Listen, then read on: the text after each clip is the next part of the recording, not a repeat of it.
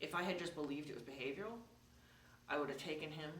This man would have, for sake of completing the job, would have done whatever it took to make this horse break, submit, whatever terminology you want to use. He would have damaged this horse severely or gotten hurt himself because he's a very powerful horse. Can't train pain. You can't do it. I still have Tyson. This was back in 2008. It's 2020. I still have him. My promise has been kept. He's an awesome horse. He's willing to do anything for me because he knows that I was the only person that took a time to listen to him and find out that he wasn't lying, something was wrong. The vet did say that it probably happened when he was a baby. He probably took a bad fall when, playing around like a little baby does, or mommy could have sat on him. He said, he even went as far as saying that it could have been one of those wanting to make sure that, he came out and stood and nursed or whatever, and they pulled against a contraction, that, it was an interference of a breeder. I'd like to not believe that. I do think this breeder was pretty reputable, and having like the live birth thing, I don't think that's how they did things. I don't think that this horse was bred for somebody. I think this horse was bred to be part of the collection of babies that they sell every year. So I don't think that the importance of pulling him out when nature wasn't doing it for him was what it was. I'm going to say he probably, took a header as a baby, fell on a rock, something, and just nobody realized that he was, in that kind of pain. I don't know. I don't know how he was able to be in that much pain or have that kind of damage done to his back and not have anybody notice, I don't know. I don't know how back injuries work with horses as far as, like, if he breaks his back, like, should he be able to walk? I don't know. But all I'm saying is we determined it was definitely way back when he was a baby. So took him until he was 3.5 for somebody to finally listen to him. And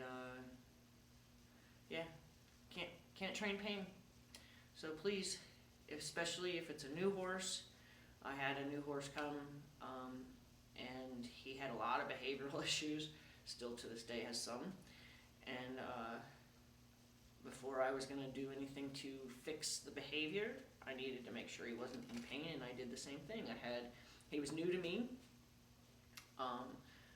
and I heard he wasn't a match for another program. So again, there's a little history of something with this horse. He arrived with 3 evident pitchfork marks stabbed into his backside.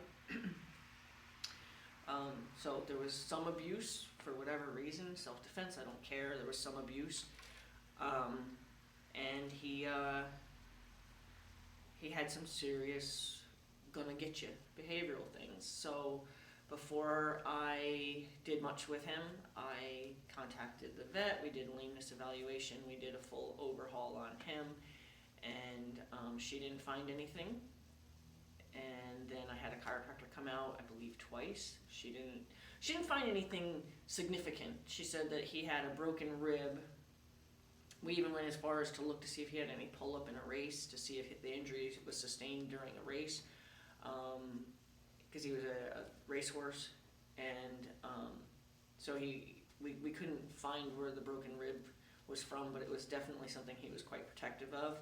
But she said he's not in pain because of it. It's a defense now. He's protective of that. Still doesn't explain behavior. So now maybe just overall everything explains behavior. So he's now been cleared physically and is in a program, but now we can fix the behavior. Now we can fix the attitude. That's done with love and leadership. And as some clinicians say, love, language, and leadership. I've heard that So he understands what I want from him. He knows that he's going to get stern leadership when he protests or objects, and he also knows that he's going to get love when he does what is asked of him. He wasn't in pain, but I made sure that I took the steps to make sure that I wasn't trying to train pain. So if I would recommend anything to anybody is if your horse suddenly starts to act behavioral or emotional in any way, refusing to do certain maneuvers, refusing to move their body in certain ways, seeming stubborn, if your horse starts to have emotional responses to physical touch, etc., research pain first before you assume that there's something suddenly different about your horse. Like the suddenness should be your first clue. And then a new horse to you.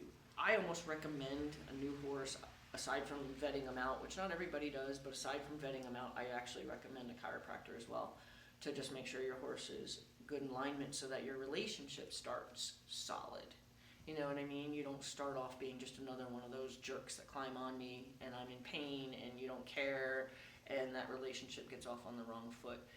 I recommend starting the horse always on the right foot and say, I'm going to make sure that you are physically healthy, and then if it's emotional stuff that we need to work through, I'm here for you to do that too.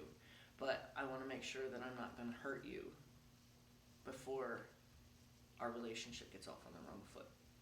So that's that. Can't train pain. And those are 3 examples of misunderstanding pain, discovering that it was something the horse was truly telling you, and another example of just a new horse comes to you, he's got behavioral issues, he's not really in pain, but rule it out.